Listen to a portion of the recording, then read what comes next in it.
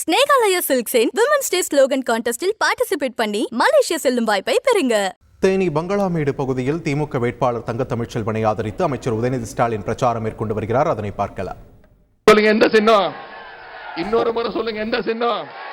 உதயசூரியன் சின்னத்துல வாக்களிச்சு நேற்று அண்ணனுக்கு பிரச்சாரம் பண்ணும்போது நான் சொன்னேன், சவால் விட்டேன், நீங்க மட்டும் இந்த முறை 3 லட்சம் வாக்கு வித்தியாசத்துல அண்ணன் தங்கத்தமிழ்ச்செல்வன் உங்களுக்கு ஜெயிக்க வச்சுட்டீங்கன்னா மாசம் 2 முறை நான் இங்க வந்து உங்க தொகுதியில தங்கி உங்க தொகுதிக்கு என்னென்ன தேவையோ நான் செஞ்சு கொடுக்கிறேன்.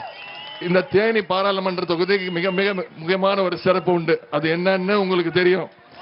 சென்ற நாடாளுமன்ற தேர்தலில் தமிழ்நாடு புதுச்சேரி 39 தொகுதி ஜெயிச்சோம். ஆனா ஒரே ஒரு தொகுதி மட்டும் தோல்வியை தழுவிட்டோம், வெற்றி வாய்ப்பை இழந்துட்டோம். அது எந்த தொகுதி? தேனி. இந்த முறை அதற்கு ஈடு கட்டணும்னா தமிழ்நாட்டிலே அதிகமான வாக்கு வித்தியாசத்துல நம்முடைய தேனி தொகுதியில ஜெயிச்சாகணும். எதிர்த்து போட்டியிடுறது யாரா இருந்தாலும் அதை பத்தி கவலைப்படக்கூடாது.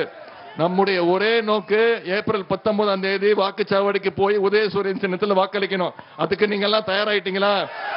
நீங்க தாய்மார்கள் இத்தனை பேர் வந்திருக்கீங்க, இந்த கொளுத்துற வெயிலையும் வந்திருக்கீங்கன்னா நீங்க தாய்மார்கள் முடிவு பண்ணிட்டீங்கன்னா யாராலையும் மாற்ற முடியாது. கரெக்டா? நீங்க யோசிச்சு பாருங்கம்மா, கடந்த 10 வருஷத்துல ஒன்றிய பிரதமர் திரு நரேந்திர மோடி அவர்கள் இந்த 10 வருஷத்துல எத்தனை முறை தமிழ்நாட்டுக்கு வந்தாரு? என்ன செஞ்சாரு தமிழ்நாட்டுக்கு? வருவாரு, தமிழ்னு பேசுவாரு, திருக்குறள் பேசுவாரு. அது பாதி பேருக்கு புரியவும் புரியாது. ஒன்னே ஒன்னு சொல்றமா, நம்முடைய மாநில உரிமைகள், இந்த பிரச்சாரத்தோட நோக்கமே மாநில உரிமைகளை மீட்கி தலைவருடைய குரல் அப்படிங்கிறது அந்த பிரச்சாரத்துடைய நோக்கமே. நம்முடைய மொழி உரிமையை படிச்சுட்டாங்க. குலக்கல்வி திட்டத்தை கொண்டு வராங்கம்மா. அதே போல NEP குலக்கல்வி திட்டம்னா என்ன? அப்பா அம்மா என்ன வேலை பார்க்கறாங்களோ அதே வேலையை தான் பையனும் பார்க்கணும். அப்பா அம்மா செருப்பு தைச்சாங்கன்னா பையனும் செருப்பு தைக்கணும். இதுதான் குலக்கல்வி திட்டம். இதைத்தான் எதிர்த்திருக்கிறோம். நம்ம பசங்கள்லாம் படிக்கணும். முக்கியமா பெண்கள் வீட்டை விட்டு வெளில வரணும், படிக்கணும், கல்லூரிக்கு போகணும், வேலைக்கு போகணும் தான் நம்முடைய தலைவர் பல்வேறு திட்டங்களை உருவாக்கி இருக்கிறார். நம்ம செஞ்சிருக்கக்கூடிய இந்த 3 வருஷத்துல செஞ்சிருக்கக்கூடிய சாதனைகள். முல்லை பெரியார் அணையை கட்டிய திரு பென்னி குயிக் அவர்களுக்கு தமிழக அரசு சார்பாக லண்டன்ல சிலை வைக்கப்பட்டு மரியாதை செய்யப்பட்டுள்ளது. போடி நகராட்சி நிர்வாகம் மற்றும் குடிநீர் வழங்கல் துறையின் கீழ் ரூபாய் 100 கோடி மதிப்பீட்டில் சுத்திகரிப்பு நிலையம் கட்டப்பட்டுள்ளது. வைகை அணையில் இருந்து கடமடலை கொண்டு மயிலாடும்பாறை பகுதியில் உள்ள 250 குடியிருப்புகளுக்கான கூட்டு குடிநீர் திட்டத்திற்கு ரூபாய் 162.43 லட்சம் கோடி மதிப்பீட்டில் பணிகள் நடைபெற்று வருகின்றது. அதேபோல் பெரியகுளம் மாவட்ட அரசு மருத்துவமனையில் தீவிர இதய சிகிச்சை பிரிவு, நவீன ஆபரேஷன் தியேட்டர், புற்றுநோய் வலி நிவாரண சிகிச்சை மையம் உள்ளிட்ட வசதிகளை அமைக்க ரூபாய் 8 கோடி நிதி ஒதுக்கீடு செய்யப்பட்டுள்ளது.